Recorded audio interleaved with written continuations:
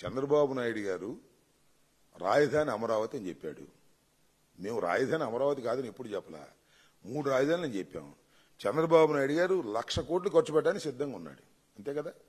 ఇవాళ 1,00,000 crores he spending in Amaravati.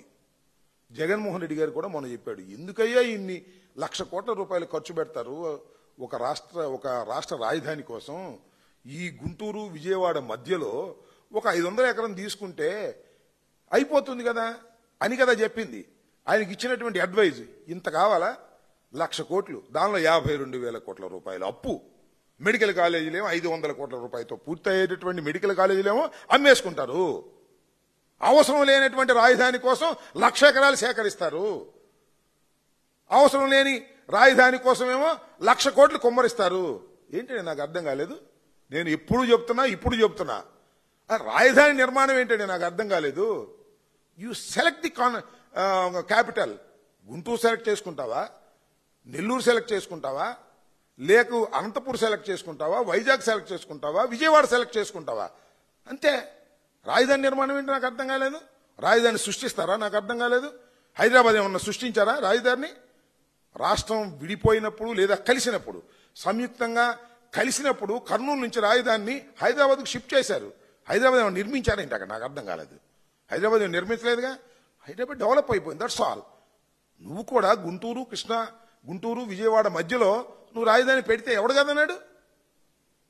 దానికి 52,000 కోట్లు అప్ప, మళ్ళా 1,00,000 ఎకరాలు మళ్ళా సేకరణ, మళ్ళా అప్పు కావాలా? అన్ని తీసుకొచ్చి ఎవరినెత్తిన పెడతావు నాకు అర్థం కాలేదు. ఆఫ్టర్ ఆల్ రాజధాని అంటే ఏంటి? ఆఫ్టర్ ఆల్ ఒక శాసనసభ, ఒక హైకోర్టు, ఒక సెక్రటేరియట్ అయిపోయా. ఆ చుట్టూలో డెవలప్మెంట్ జరిగిపోద్ది. ఏం సృష్టించారు చెప్పండి నాకు? హైదరాబాద్లో, బెంగళూరులో ఏం సృష్టించారు, మెడ్రాస్లో ఏం సృష్టించారు? ఇది పెద్ద మొగోడు వచ్చి సృష్టించడానికి నాకు అర్థం కాల. ఆకాశం నుంచి తీస్తాడు ఒక రాజధానిని. అమరావతి అంటే ఎక్కడ అమరావతి రాజధాని? ఎప్పుడు గయిద్ది?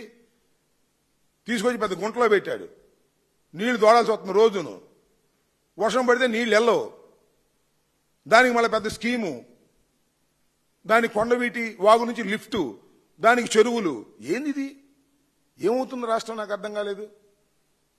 రాష్ట్రం ఇప్పటికే రాష్ట్రంలో వనరులు లేక ఇబ్బంది పడతా ఉంటే ఇంకా నువ్వేంతో సంపద సృష్టిస్తానని చెప్పేసి అప్పుడు సృష్టించేటువంటి కార్యక్రమం చేస్తున్నాడు.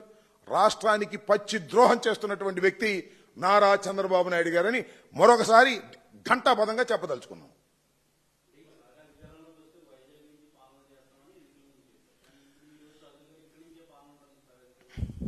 ఇంకా ఒక విషయం చెప్తున్నా, మేము మొన్న చెప్పింది జగన్మోహన్ రెడ్డి గారు చాలా స్పష్టంగా చెప్పాడు. చంద్రబాబు నాయుడు గారు చేస్తున్నది తప్పు. ఆయన చేయదలుచుకుంటే, సింగిల్ రాజధానిగా పెట్టదలుచుకుంటే గుంటూరు విజయవాడ మధ్యన 500 ఎకరాల్లో నిర్మించవచ్చని సలహా ఇచ్చారు.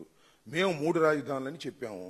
అన్ని ప్రాంతాలు మాకు సమానం అనే ఉద్దేశంతో మేము పార్టీ ఓడిపోయాము. ఇవాళ ఇంకా దాని మీద చర్చ జరగలేదు. మేము 3 రాజధానికే కట్టుబడి ఉంటామా, లేకపోతే ఒక రాజధాని కట్టుబడి ఉంటామా అనేది చర్చ జరగలేదు. చర్చ జరిగిన తర్వాత నిర్ణయించుకుంటాం. అంటే మీరు అడుగుతున్నారంటే ఏంటి అర్థం? ఒకటి మాత్రం నాకు చాలా సంతోషంగా ఉంది. అదేంటంటే, ఏమండి మీరు అధికారంలోకి వస్తే ఏంటి పరిస్థితి అడుగుతున్నారు అన్ని చోట్లకి ఎక్కడికి వెళ్ళినా. అంటే మేము అధికారంలోకి వస్తున్నామనే విషయాన్ని ఆ ప్రశ్నించే వాళ్ళందరికీ అర్థమైపోయింది అనమాట. ఏది సంవత్సరం నిండి ఇంకా సంవత్సరం 6 మాసాలు కూడా కాల. మీరు అధికారంలోకి వస్తే ఏమండి ఈ మెడికల్ కాలేజ్ సంగతి ఏంటి అడుగుతున్నారు. మీరు అధికారంలోకి వస్తే అమరావతిలో ఉంటారా అడుగుతున్నారు. మీరు అధికారంలోకి వస్తే ఏంటి అని అడుగుతున్నారు. మేము అడగడమే కాదు, లోకేష్ కూడా చెబుతున్నాడు. మేము ఊరు వెళ్ళామండి, అక్కడ జగన్మోహన్ రెడ్డి గారు అధికారంలోకి రావడానికి గ్యారంటీ ఏంటి అని అడుగుతున్నారంట. అందరికీ అనుమానం వచ్చేసింది. ఈ కూటమి ప్రభుత్వం 5 సంవత్సరాల తర్వాత ఉండేది కాదని, మళ్ళా జగన్మోహన్ రెడ్డి గారి అధికారంలోకి వస్తున్నారనేటువంటి భావన సర్వత్రా వినిపిస్తుందనే దానికి సంతోషం. అయితే ఈ రాజధాని అంశం మీద మేము పూర్వం తీసుకున్నటువంటి స్టాండ్ 3 ప్రాంతాలకి 3 పట్టణాల్లో ఈ రాజధాని డివైడ్ చేసి ఉండాలి అనేటువంటి అధికార వికేంద్రీకరణ భావించాం. ఆ తర్వాత ఓటమి పాలయ్యాం. దానివల్లే ఓటమి పాలయ్యామని కొంతమంది అంటారు, కాదు కొంతమంది అంటారు. వీటన్నిటి మీద సుదీర్ఘమైన చర్చ జరగాలి. ఆ చర్చ జరిగినప్పుడు వీటన్నిటికీ సమాధానం చెప్తాం. ఇవాళ ఎవరు చెప్పినా ఒకటి మాత్రం వాస్తవం, జగన్మోహన్ రెడ్డి గారు మొన్న చెప్పింది, చంద్రబాబు నాయుడు గారు చేస్తున్నటువంటి అతి దారుణమైన 1,00,000 ఎకరాలు 1,00,000 కోట్ల కన్నా అది కరెక్ట్ కాదు. 500 ఎకరాలతో రాజధానిని మీరు చేస్తే బాగుంటుందని ఒక సలహా ఇచ్చారు. ఆ సలహా మేము పాటించము, గంగలోనే దూకుతాము, లేదా కొండవీటి వాగులోనే దూకుతాము, లేదా ఈ గుంటలోనే రాజధాని పెడతాము, ఈ గుంటలోనే వేల కోట్లు లక్షల కోట్లు ఖర్చు పెడతామంటే ఆయన కర్మ. దానికి ప్రజలు బాధ్యత వహించాల్సిన పరిస్థితి. ఇవాళ లబోదిబం అంటున్నారండి అమరావతిలో ఉన్నటువంటి రైతాంగం. చంద్రబాబు నాయుడు గారికి ఓట్లు వేసినటువంటి రైతాంగం లబోదిబం అంటున్నారు. ఏంది కర్మ అని. 52,000 ఎకరాలు ఇస్తే దానికి దిక్కు లేదు, మళ్ళా 43,000 ఎకరాలు మేము ఎక్వైర్ చేస్తామని చెబుతున్నాడు. సిగ్గుశరం లేదని వాళ్ళే లబోదిబం అంటున్నారు. చంద్రబాబు నాయుడికి సంబంధించిన వాళ్ళేం వైసీపీ వాళ్ళు కాదు, వాళ్ళే లబోదిబం అంటున్నాడు. వాళ్ళు ఏడుపులు కొట్టుకుపోతాడు చంద్రబాబు నాయుడు, గుర్తుపెట్టుకోమని మనం చేస్తున్నా. మొన్న ఏందండి రాజధాని మునిగిందంటే అక్కడ రాజధాని మునిగిందంటే మేము ఒప్పుకుంటాం అన్నారు. ఎందుకు పాల్గొట్టారే? కొత్తగా వేశారుగా ఒక హైవేని. చూశారుగా మీరు హైవే కొత్తది, ఇక్కడ నుంచి నూజివీడు మన ఇబ్రహీంపట్నం దగ్గరికి వెళ్ళి అక్కడ నుంచి ఎయిర్పోర్ట్ దాకా వెళ్ళిద్ది. దాన్ని అడ్డుగోలు పగలగొట్టేశారు. దీనిలో నీళ్లు వెళ్ళకపోతే లిఫ్ట్ ఉందో ఒక పక్కన, ఆ లిఫ్ట్ లోంచి తోడిన నీళ్ళు వెళ్ళట్లా.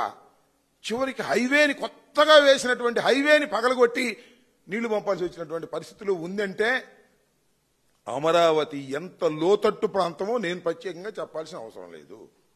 చంద్రబాబు నాయుడు గారు చేసిన అతిపెద్ద తప్పిదం ఇది అని రాష్ట్ర ప్రజానీకం అనుకుంటున్నారు. అమరావతి పూర్తయ్యేది కాదు.